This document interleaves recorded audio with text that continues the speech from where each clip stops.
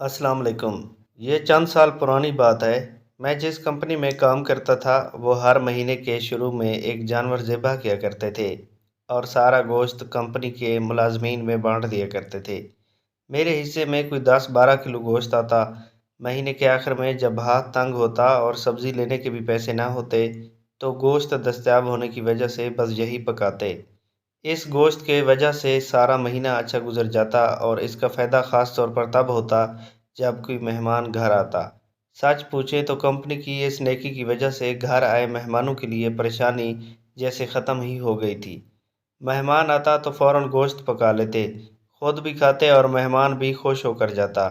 ये कंपनी के बेहतरीन दिन थे, सब अच्छे और खुशहाल थे, मालकान खूब मुनाफा बटोर रहे थे। फिर अचानक उन्होंने बड़े जानवर को छोटे जानवर में तब्दील कर दिया और कुछ महीने छोटा जानवर ज़िबह करते रहे और फिर आहिस्ता आहिस्ता ऐसा करना भी बंद कर दिया। अपनी तरफ से उन्होंने सदका देना छोड़ दिया, ईद पर ईदी देना छोड़ दी, बोनस भी रोक लिया। बज़ाहिर ऐसा करने से कंपनी को कोई फ़र्क नज़र नहीं आ रहा था, बल्कि ये सब करने से वो कंपनी की बचत ही कर रहे थे। उन्हें कुछ महसूस ना हुआ कि एक जानवर उनके लिए कितना कारआमद था, कितनी दुआओं का ज़रिया था।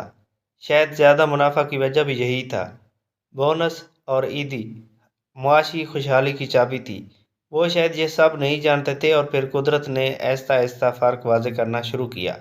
हमारी कंपनी कई ब्रांड्स पर मुश्तमिल थी जो कि बारी बारी घाटे में जाने लग गए। मज़ीद काम करना मुश्किल होता गया और एक वक्त ऐसा भी आया कि कंपनी ही बंद करना पड़ गई। ये कोई सुनी सुनाई नहीं बल्कि आंखों देखी बात है।